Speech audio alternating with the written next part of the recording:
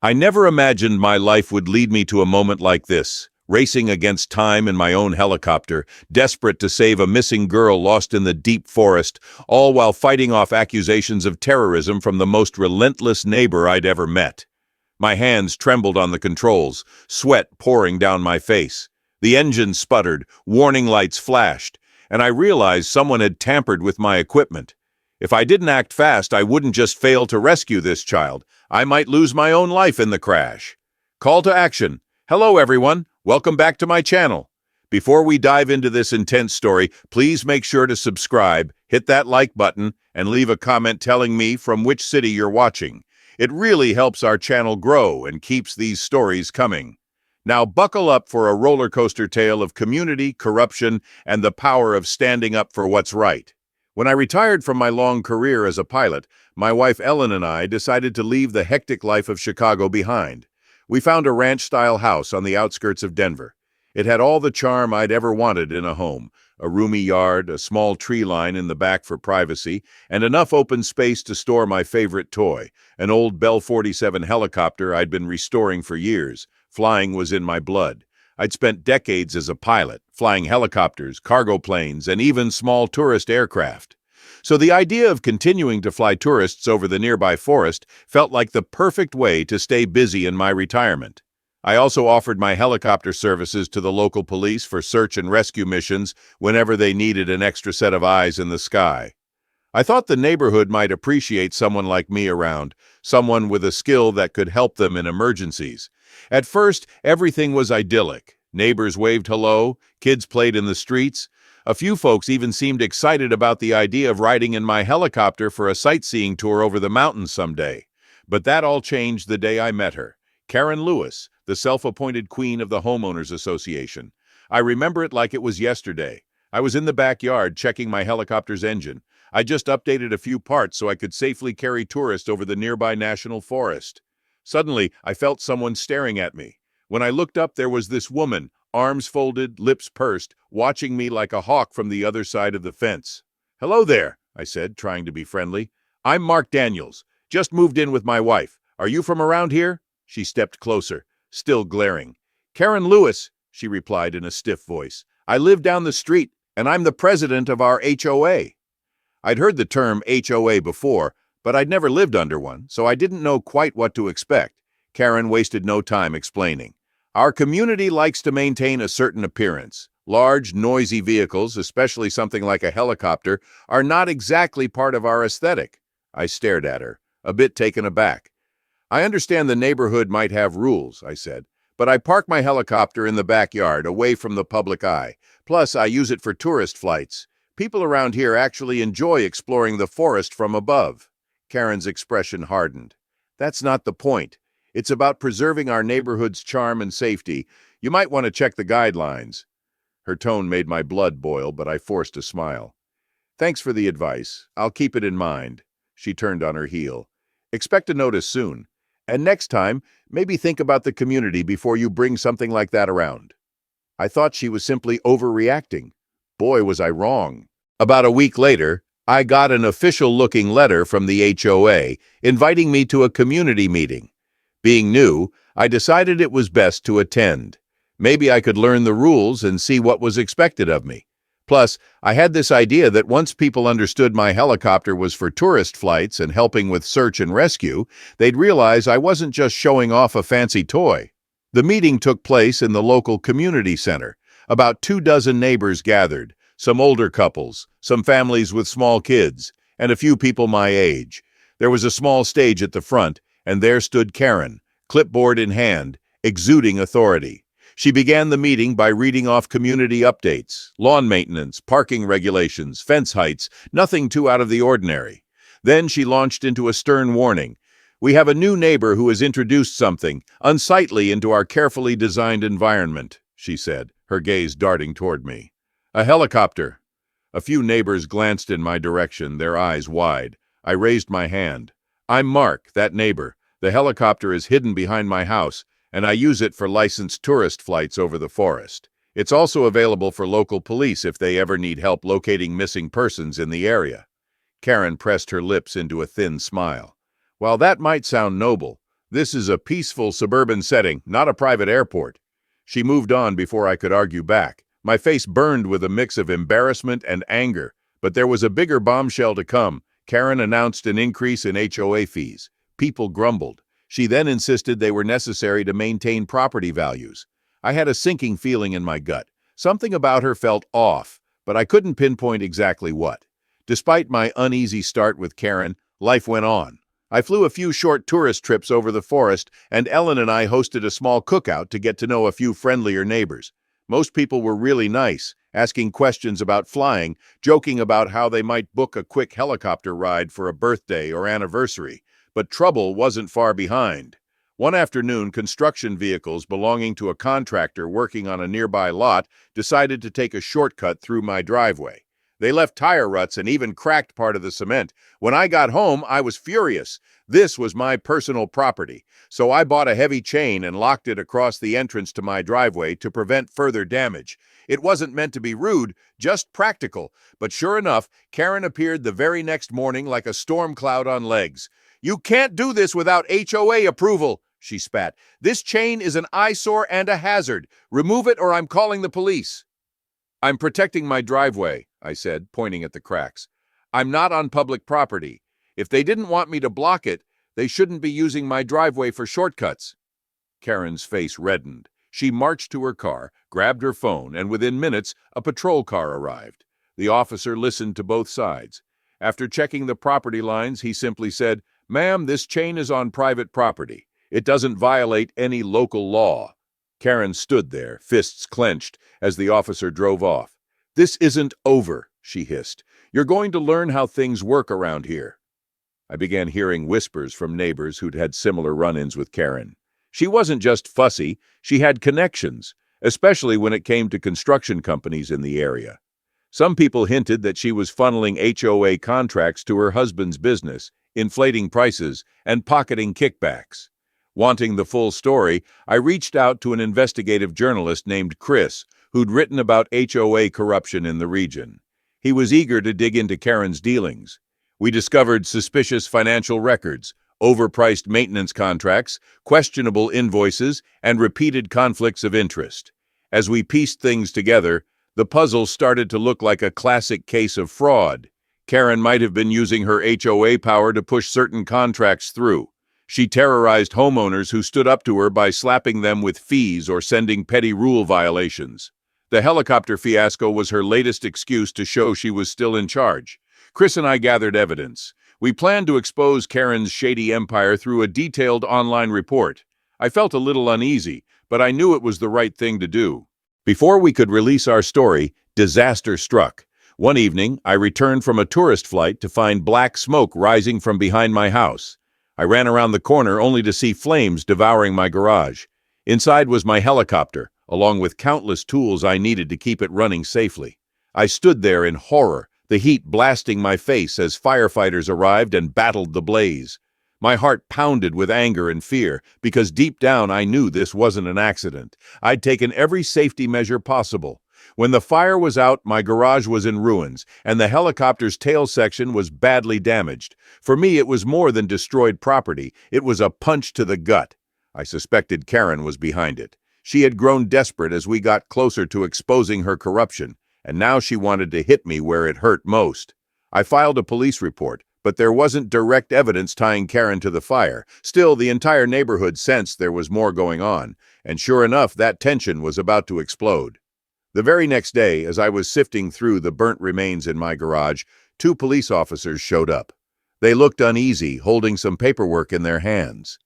"Mr. Daniels," one of them said, "we've received a statement from Karen Lewis regarding some serious claims. She says you've been using your helicopter to intimidate neighbors and potentially, terrorize the community." My jaw dropped. "Terrorize the community? I give tourists rides and help the police with search missions." The officer shrugged. "Look, we have to investigate any claim of potential terrorism. We're hoping this is just a misunderstanding, but we need a formal statement from you." I went numb. That was Karen's real weapon, spreading an outrageous rumor that I was some sort of airborne threat. If I were charged with anything like that, it could ruin my reputation, my license, my entire life. Ellen comforted me that night, but I could see the worry in her eyes. "She's desperate," Ellen whispered. "This is all because she feels cornered." And cornered she was. Chris and I were on the verge of publishing our report, which would expose her corruption. Now she was trying to silence me with bigger threats. Just when I thought the drama couldn't get any worse, a crisis tore through our neighborhood. A 12-year-old girl named Lily vanished after school. Her parents were frantic. The community banded together to search the streets and yards, but as night fell, people started to fear the worst. Local police reached out to me, asking if I could use my helicopter to help scan the nearby forest. Despite the recent fire damage, I thought I could still get it airborne for a short flight. If Lily had wandered off into the dense woods, we needed aerial support to find her fast. I rushed to my garage, ignoring the scorched walls and the lingering smell of smoke. I grabbed my spare parts and got to work on the tail section. I knew if I could just get the basics replaced, the helicopter might still be able to fly. But as I did a final inspection, I noticed something far more disturbing than fire damage. Wires deliberately cut. A key sensor was damaged. Someone had tampered with it. My mind raced back to Karen. Had she broken into my garage before the fire? Was this sabotage? Time was ticking. Lily was out there, possibly scared and alone. I couldn't let Karen's sabotage stop me. With everything I'd learned over the years, I patched those wires as best as I could. Nightfall approached, and search parties were coming up empty-handed. I only had a narrow window to fly before darkness made it too dangerous. I prepped the helicopter, ignoring my pounding heart. Ellen stood by my side, her hand on my shoulder. "You can do this," she said softly. "Just be careful." The engine sputtered to life. I felt my chest tighten with worry, but I forced myself to focus. Carefully, I lifted off. The helicopter trembled slightly, a stark reminder of the sabotage and the incomplete repairs. I gained altitude, scanning the forest through my night vision equipment. The radio crackled with updates from the ground. "No sign of Lily yet. We're searching by the creek. We need more light near the old cabin." Suddenly, I spotted movement in a clearing. With adrenaline rushing through me, I guided the spotlight and saw a small figure stumbling through the underbrush. It had to be Lily. "Lily!" I shouted over the PA system. "Stay where you are! Help is coming!" But the helicopter lurched. A warning light flashed. My makeshift repair job was failing. If I lost power out here, I'd crash into the forest. My mind raced. I had to land safely and keep Lily in sight. Taking a deep breath, I carefully lowered the helicopter into a small clearing nearby. As I touched down, the engine coughed, threatening to die altogether. I jumped out, my legs shaking, and sprinted toward Lily. She was shivering and crying, her ankle twisted. "It's okay," I told her, wrapping her in my jacket. "You're safe now." By the time the police and paramedics arrived, word had spread. I'd found Lily in the forest using my damaged helicopter. Neighbors who once whispered about my aircraft being an eyesore were now thanking me and calling me a hero. But not Karen. She showed up at the scene, her face pale, looking more furious than ever. "This is unbelievable," she spat, eyeing the helicopter. "We don't even know if that thing is legal." A police officer overheard her. "Ma'am," he said sternly, "Mark Daniels just helped save a child's life. I'd say he's done more good for this community than most." Karen tried to stammer a reply, but she was cut off by Lily's parents rushing up to me, tears in their eyes. They hugged me tightly, thanking me over and over. That night, as I finally got home, another unexpected visitor was waiting. Chris, the journalist. He had big news. "I've got the final piece of evidence," he told me, flashing a folder of documents. "Bank statements showing direct kickbacks to Karen's account. We can publish tomorrow." Early the next morning, Chris's article went live. It detailed everything: inflated construction contracts, hidden financial records, and Karen's attempts to strong-arm residents. The story went viral locally, and within hours, neighbors were discussing it on social media. People came forward with more evidence of Karen's intimidation tactics. One resident revealed how Karen had threatened to fine him thousands of dollars unless he let her husband's company replace his perfectly good fence at a bloated price. Suddenly, the accusations of terrorism against me made sense to everyone. Karen had been desperate to destroy my credibility before the article dropped, but now her lies were exposed, and the community rallied around me. Local authorities opened an official investigation. They froze Karen's bank accounts, traced illegal transactions, and discovered questionable insurance claims, one related to the fire at my garage. She was in deep trouble. Karen refused to go down quietly.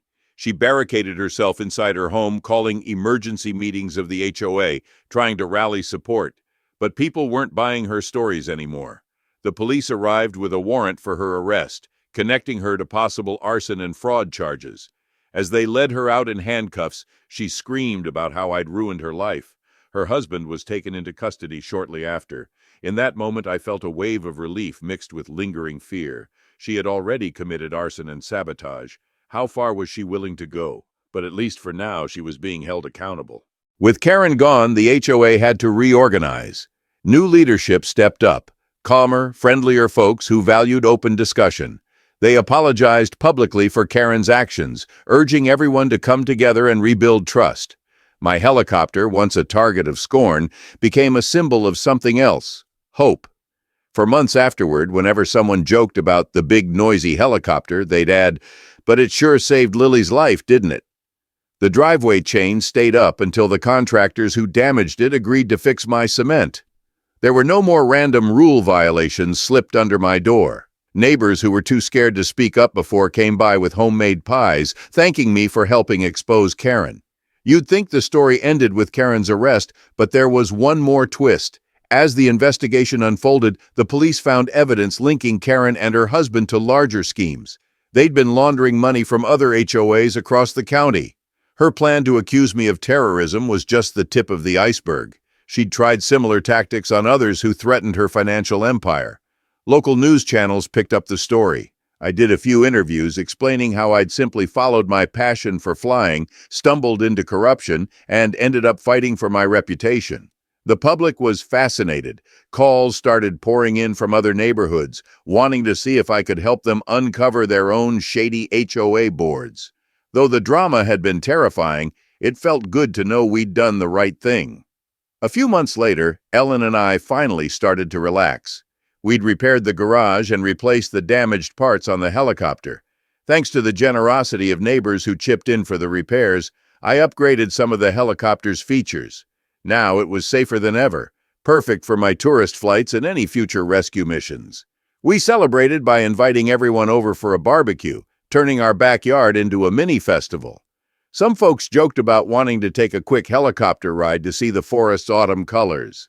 Lily's parents brought her by, and she was all smiles, healthy and happy. It was a far cry from the fear and desperation I'd felt that night searching for her in the wilderness. In the end, Karen's downfall became more than just a personal victory for me. It showed everyone how a single corrupt individual could poison an entire neighborhood with fear. But it also revealed something more powerful: how a community can come together when the truth is finally out in the open. Some old-timers told me they hadn't seen the neighborhood this united in years.